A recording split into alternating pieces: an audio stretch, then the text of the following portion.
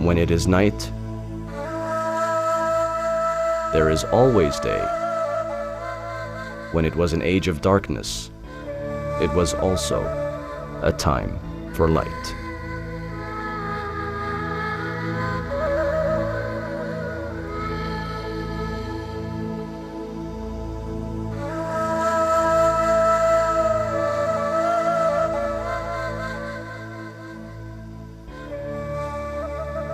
Islam's golden age was a time of prosperity and advancement, a flourishing civilization with a superior quality of life.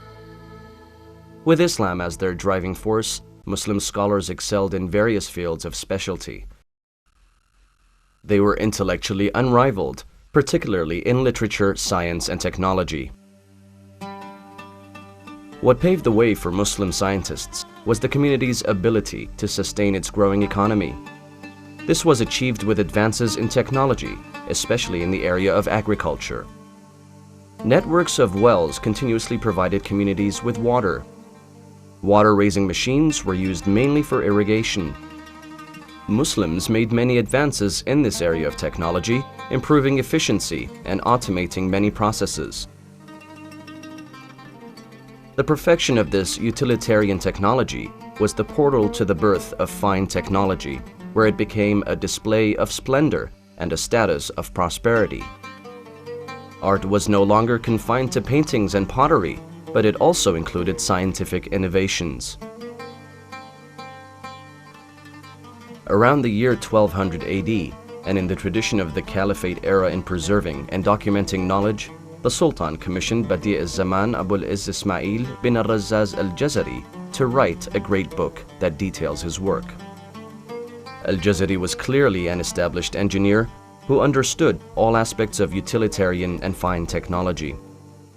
It is evident from his book that he drew ideas from Archimedes of Greece, Hero of Alexandria, Philo of Byzantine, and other Islamic engineers such as the Banu Musa brothers and Ridwan ibn Sa'ati. Components from each of those names can be seen in Al-Jazari's designs. However, he did not just reproduce them, but he used the ideas as part of a grander design. He put together the Book of Knowledge of Ingenious Mechanical Devices. It consisted 6 chapters. Each chapter was dedicated to a particular type of device: water clocks, water raising, fountains, ritual wash basins, drinking games, and miscellaneous devices. The major categories are further subdivided to describing each device. The book did not just describe each device, but provided full construction details. This gave engineers the freedom to recreate or to further develop the work.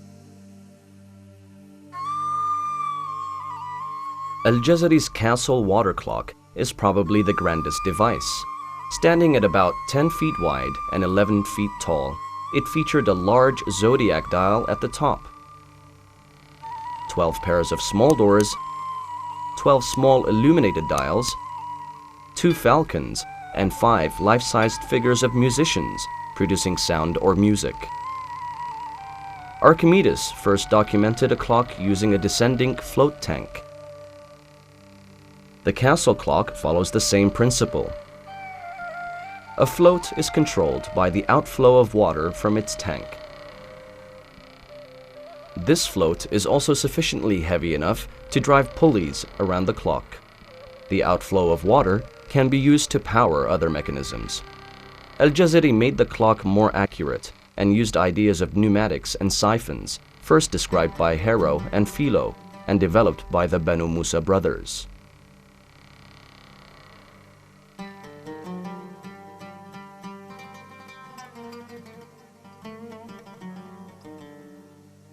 The elephant clock is another example of Al-Jazari's meticulously designed devices. By incorporating the elephant and the dragons, it displays faithfulness and gratitude to Indian and Chinese engineering.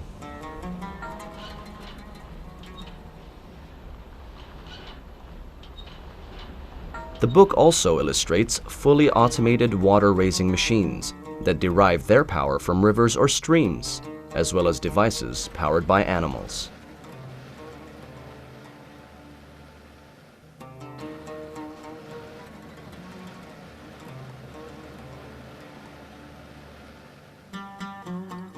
If one can sum up Al-Jazari's contribution to science, it would be that he is the one who introduced the concept of automation to engineering.